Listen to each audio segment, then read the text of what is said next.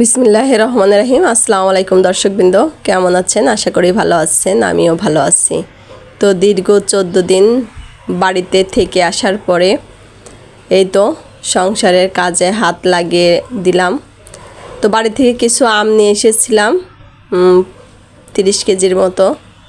তো মানে গুনতে মনে হচ্ছে 30 কেজি, কিন্তু অথচ আম অল্পই মনে হচ্ছে, 2-3 দিন খেয়েই শেষ হয়ে যাবে। তো এখানে আম ছিল, এগুলা হচ্ছে বাই ফ্রুট।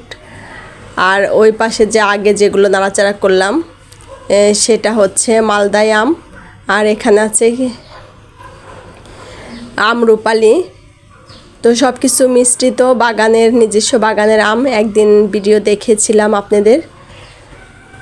তো এগুলো সবই নিজের গাছের আম আর কি, বাবা লাগিয়েছে ওইগুলোই। তো এগুলো এখন সবগুলোই কেটে নেব, কারণ এখন সন্ধ্যার সময় সবাই খাবে। আর কালকে পরশুদিন আসছি, কালকে সারাদিন ঘরে এলোমেলো ছিল, ঘরের সব কিছু গুছাতেই আর কি দিন চলে গেছে। আমি ভিডিও অন করতে পারিনি, তা ভাবলাম যে এখন একটু সামান্য একটু ভিডিও অন করি। তো এটা হচ্ছে বাড়ি থেকে তরকারি রান্না করে নিয়ে এসেছিলাম, নদীর মাছ। আমার ভাবি ডাটা আর হচ্ছে ইয়া দিয়ে কি যেন বলে, পুল্লা দিয়ে সুন্দর করে ঝোল করে দিয়েছিল। তো এটা রাতের জন্য সব কিছু রেডি করেছি। আপনাদের ভাইয়া অফিস থেকে এসে আম খাবে, সেটাও রেডি করে রাখলাম। আর ওইদিকে বাসায় যেহেতু সবাই আছে, সেহেতু সবার জন্যই একটু একটু করে আম কেটে নাস্তা দেব, যেহেতু আমের দিন। আর সন্ধ্যার সময় ভাতটাও বসিয়ে দিয়েছি। আর আমার ছোট ফুপু আমাকে বড় একটা আমসত্ত্ব বানিয়ে দিয়েছে। তো আমার বাসার হচ্ছে আমার পোলাপান পছন্দ করে, মেয়ে খুব পছন্দ করে, বড় মেয়ে, যার কারণে আর কি এই আমসত্ত্বটা ফুপু প্রতিবারে আমাকে বানিয়ে দেয়। তো আমি এটা সুন্দর করে কেটে কেটে সাইজ করে রাখবো। আর ছেলে একটু খেয়ে নিয়েছে ছিঁড়ে।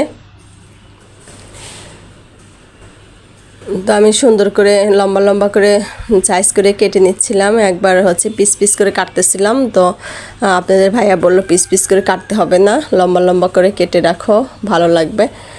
তো যাই হোক, এমনি কেটে রাখলাম। আর এখানে নন্দিনীকে খেতে দিয়েছি আম দিয়ে, কাসুন দিয়ে মাখিয়ে। আর এই যে আমের দিনের এই যে আবর্জনা, এইগুলো ফেলতে ফেলতে জীবন শেষ হয়ে যায়।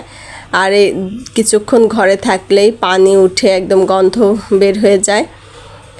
তো যাই হোক, আম খেতে স্বাদ লাগে, ময়লা ফেলতে ভালো লাগে না, ময়লার গন্ধ ভালো লাগে না, এই আর কি। তো আমসত্ত্বগুলো আমি সুন্দর করে পিস করে রেখে এখন ঢেকে ফ্রিজে উঠে রাখবো। নর্মাল ফ্রিজে রাখে দিলে অনেক দিন খেতে পারবো, বাচ্চারা খুব পছন্দ করে যেহেতু। আর সামান্য একটু ভিডিও নিয়েই আপনাদের মাঝে চলে আসলাম। ভালো থাকবেন, সুস্থ থাকবেন, আমার চ্যানেলের সাথেই থাকবেন। আল্লাহ হাফেজ।